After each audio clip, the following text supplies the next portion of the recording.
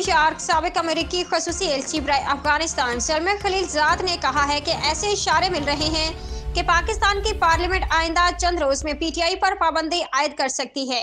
साबिक अमेरिकी सफारतकार सलमान खलीलजाद ने अपने ट्वीट में कहा है कि हुकूमत सुप्रीम कोर्ट से इमरान खान को इलेक्शन के लिए नाअहल करार देने का भी कह सकती है।